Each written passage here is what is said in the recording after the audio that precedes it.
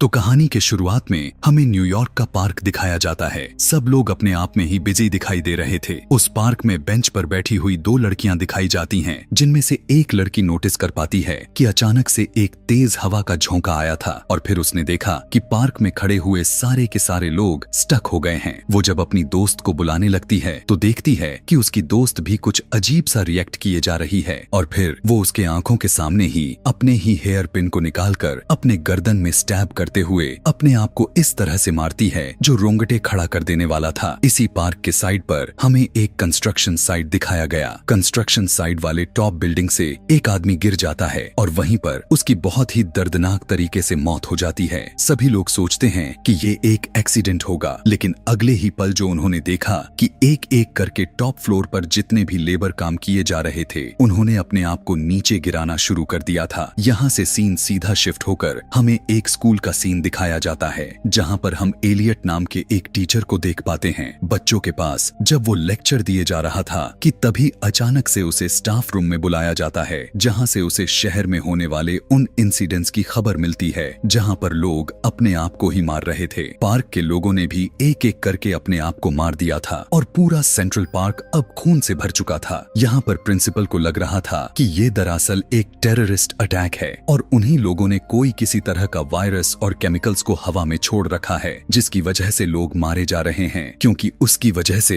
इंसानों की दिमाग काम करना बंद कर दे रही है। वो अपने आप को ही मार देते हैं। अब बच्चों की सिक्योरिटी के लिए वो लोग स्कूल को बंद करने का डिसीजन लेते हैं और सभी लोगों को घर भेज देते हैं। यहाँ पर एलियट के साथ उसका फ्रेंड जूलियन को भी दिखाया जाता है। जाते हुए वो उससे कहता है कि तुम मेरे साथ मेरे गाँव क्यों नहीं चलते, वहाँ पर सब कुछ सेफ है। एलियट को भी उसका यह आइडिया बुरा नहीं लगता, इसीलिए उसने घर आते ही पैकिंग करना शुरू कर दिया और देखता है कि घर में उसकी वाइफ उसी इंसिडेंट की न्यूज देख रही थी। गवर्नमेंट भी इस वायरस के बारे में कुछ नहीं बता पा रही थी, जो इस तरह से लोगों को इतना दर्दनाक मौत दे रही थी। वायरस कहां से आया था ये भी किसी को भी नहीं पता था। एलियट की वाइफ टीवी पर इतने सारे लोगों की लाशें देखकर डर जाती है और ये लोग फौरन अपने घर से स्टेशन के लिए निकल पड़ते हैं, जहां जाकर ये लोग देखते हैं जूलियन तो आ चुका था, पर जूलियन की वाइफ अभी तक वहां उसके पास नहीं पहुंच सकी थी क्योंकि वो भीड़ में फंस गई थी। स्टेशन पर भी इस टाइम काफी ज्यादा रश था और हर कोई इस शहर को छोड़कर जाना चाहता था। ट्रेन का टाइम भी हो जाता है और जूलियन को कॉल पर अपने वाइफ यह कहना पड़ जाता है कि तुम अगली ट्रेन से आ जाना, और वो एलियट के फैमिली के साथ अपनी बेटे को लेकर निकल जाता है। दूसरे सीन में एक फिलाडेल्फिया के एक पार्क का सीन दिखाया जाता है। न्यूयॉर्क के पार्क की तरह ही यहाँ पर भी हवा का एक झोंका आता है और पार्क में मौजूद सभी लोगों की पैर एकदम से रुक जाती हैं। इसी पार्क के बगल में रोड का भी सीन दिखाया जाता है, जहाँ पर उसी तरह से सारी कार्स भी अपनी अपनी जगह पर रुक गई थी। एक पुलिस ऑफिसर अपनी कार से बाहर आकर गन उठाया और अपने आप को ही शूट करके जाने ले लेता है, जिसके बाद एक एक करके बाकी लोग भी अपनी गाड़ियों से निकलते रहते हैं और उस ऑफिसर के गन से अपने आप को मारते चले जाते हैं। कोई अपने आप को किसी चीज से स्टैब करके मारता है तो कोई अपने आप को मारने के लिए सर को दीवार पर टक्कर मारने लग जाता है। दूसरी तरफ जूलियन अभी भी अपने वाइफ से कांटेक्ट करने की लगातार कोशिश किए जा रहा था, तो उसकी वाइफ उसे बताती है वो सेफ है। अभी वो बात ही कर रहा था कि तभी अचानक कुछ ही दूरी पर ट्रेन को रोक दिया जाता है। ट्रेन में सवार हुए पैसेंजर परेशानी में आ जाते हैं और उन सारे लोगों को ट्रेन से निकाल भी दिया जाता है। यहाँ पर सभी ट्रेन पायलट के साथ कंडक्टर खड़े हुए थे। एलियट जाकर जब उनसे ट्रेन रुकने की वजह पूछता है तो वो बताते हैं कि सामने का सिग्नल्स अजीब तरीके से गायब हो गया है और इसीलिए अब कोई भी ट्रेन आगे नहीं जा सकती। वे सभी कंट्रोल सेंटर से भी अपना अपना कांटेक्ट खो बैठे थे। अब ये लोग इस टाइम जिस जगह पर रुके हुए थे सभी पैसेंजर्स वहाँ के एक होटल में चले जाते हैं। वहीं पर एक औरत एलियट को एक वीडियो दिखाती है एक जू की, जहाँ पर एक आदमी ने खुद अपने आप को जू में रह रहे शेरों के हवाले कर दिया था। यह वीडियो इतना ज्यादा क्रिपी था कि जिसने भी इस वीडियो को देखा उनके तो होश ही उड़ गए। वे सारे लोग अब परेशान हो गए। अब यहाँ पर टीवी चलता है। सभी लोगों का ध्यान टीवी की तरफ चला गया, जिस न्यूज में इसी वायरस के बारे में बताया जा रहा था। और खतरे की बात तो यह था कि इस टाइम यह सारे के सारे पैसेंजर जिस टाउन के अंदर थे उसी टाउन को वायरस का हब बताया जा रहा था। यह सुनने के बाद तो सभी लोग पैनिक होकर इधर उधर भागने लग जाते हैं। सभी इस शहर से निकलने की कोशिश में लग जाते हैं। इस शहर के पावर को भी रोक दी गई। सभी अपने अपने कार में बैठकर यहाँ से भागने लग गए। एलियट और उसकी वाइफ, जिसके पास अभी कोई कार वगैरह नहीं था, वो यहाँ लोगों से लिफ्ट मांगने लग जाते हैं, पर कोई उन्हें लिफ्ट देने के लिए तैयार ही नहीं हो रहा था। फाइनली एक कपल जो काफी टाइम से उन दोनों को नोटिस किए जा रहा था, वो उनको अपने साथ चलने की ऑफर देता है और ये दोनों मान जाते हैं। फौरन से जूलियन उनके पास आकर एलियट से कहता है कि मैं तुम्हारे साथ नहीं जा रहा, मुझे मेरी वाइफ को ढूंढना है और मैं उसे ढूंढने के लिए जा रहा हूँ, लेकिन इन सारे खतरे में मैं अपनी बेटी को नहीं लेकर जा सकता, इसीलिए तुम प्लीज मेरी बेटी का ख्याल रखना, मैं बहुत ही जल्द तुमसे मिल जाऊंगा। वो अपनी बेटी को प्यार करता है और एक दूसरे ग्रुप से लिफ्ट लेते हुए न्यू जर्सी की तरफ रवाना हो जाता है। इधर हमें जूलियन के कार को दिखाया जाता है। ये लोग एक रोड से जब गुजर रहे थे जहां इन्होंने देखा कि जगह जगह पेड़ों से लोगों की लाशें लटकी हुई थीं। यह सब इतना खतरनाक नजारा था कि सामने जो कपल ड्राइव कर रहा था वो भी घबरा जाता है। जूलियन उन दोनों को शांत बनाए रखने के लिए कोशिश करता है और उनसे कहता है कि सारे ओपनिंग्स को अच्छी तरह से सील कर दो। ये लोग सारी ओपनिंग्स को सील कर तो देते हैं, लेकिन ऊपर नहीं देखते जहां RUF में एक सुराख था। इतनी ही देर में दोबारा से हवा का झोंका आता है, जिसका हमेशा से यही मतलब है कि वायरस अटैक कर रहा है। ये कार चलते चलते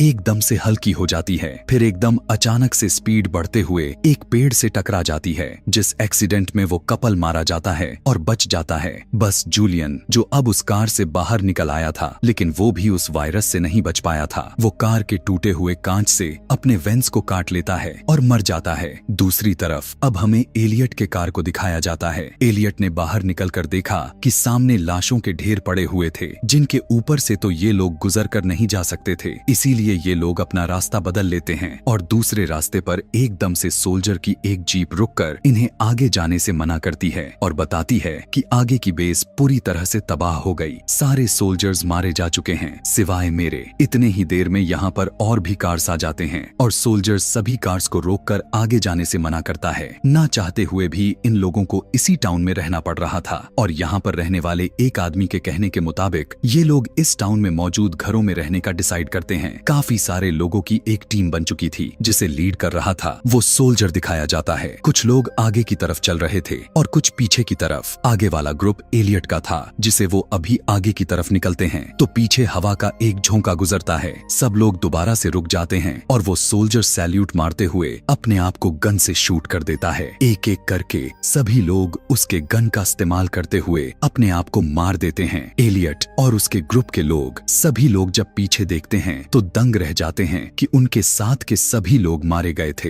एलियट भी बहुत ज्यादा पैनिक हो गया था, क्योंकि उसे लग रहा था कि अगली बारी उनकी आने वाली है। एलियट इन सारी चीजों से अंदाजा लगाता है कि ये वायरस पौधों की तरफ से फैल रहा है। उसने नोटिस किया था कि ये वायरस वहीं में ही फैल रहा था जहां पर एक टाइम में ज्यादा लोग हो और आसपास ज्यादा पौधे भी हो। वो इन सब से कहता है कि ज्यादा इंसानों की वजह से यह वायरस फैलता जा रहा था, इसीलिए अब हमें अलग अलग होकर चलना होगा। इतने ही देर में यहाँ पर हवा का झोंका भी आ जाता है और एलियट इन सब से हवा के ऑपोजिट डायरेक्शन में भागने को कहता है, क्योंकि उसे ऐसा करने से लग रहा था कि वायरस इन पर हमला नहीं करेगा। हवा इनके ऊपर से होकर गुजर जाती है। ये लोग हवा के उल्टी डायरेक्शन में खड़े रहते हैं और अपनी मौत का इंतजार कर रहे होते हैं, लेकिन तभी हवा का ये झोंका खत्म हो जाता है। और हैरानी की बात तो यह थी कि इन सभी में से किसी को कुछ भी नहीं हुआ था, यानी एलियट की ये थ्योरी ठीक थी, हवा के उल्टी डायरेक्शन में भागने वाली और दूर दूर होकर चलने वाली। अब क्योंकि ये ग्रुप डिवाइड हो चुका था, एलियट के पास एलियट की वाइफ, उसके फ्रेंड की बेटी के साथ दो और भी लड़के रह गए थे।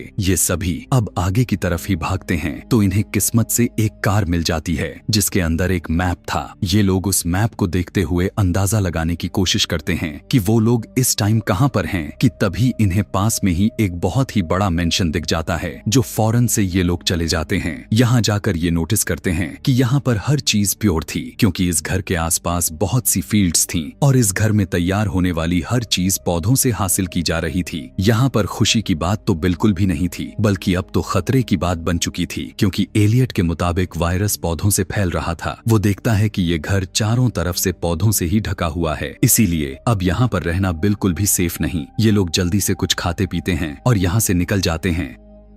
यहाँ से भागते ही ये लोग देख पाते हैं कि बाकी के ग्रुप के लोग भी इसी घर के अंदर आ गए थे। दूर उसी घर में हवा का झोंका फिर से चलता है और सभी लोग एक्ट करने लग जाते हैं। एक आदमी तो जाकर यहाँ पर घास काटने वाली मशीन को ही चला देता है और खुद उसके नीचे लेट जाता है। उसकी बॉडी क्रश हो जाती है और वो मारा जाता है। बाकी सभी लोग भी इसी तरह अपने आप को बड़ी बेरहमी तरीके से मारते चल जाते हैं। इन्हीं फील्ड्स में एक रेडियो भी लगा हुआ था जिसके जरिए इन लोगों को पता चलता है कि ये वायरस वेस्ट की तरफ कम फैल रहा है। अब वेस्ट की तरफ जाने पर बहुत सारे घर थे जिन्होंने अपने आप को लॉक कर लिए थे। जिसके बाद ये लोग दूसरे घर का दरवाजा नॉक करते हैं तो कोई इनकी बात नहीं सुनता और ना ही कोई दरवाजा खोलता है। फाइनली एक घर के अंदर से एक आदमी जवाब तो देता है लेकिन इनके आने के लिए दरवाजा नहीं खोलता। अब वो दोनों बच्चे जो एलियट के साथ थे उन्हें गुस्सा आ जाता है और वो गुस्से में इस घर की खिड़कियां और दरवाजे तोड़ने की कोशिश करते हैं, जिससे उस आदमी को गुस्सा आ जाता है और वो आदमी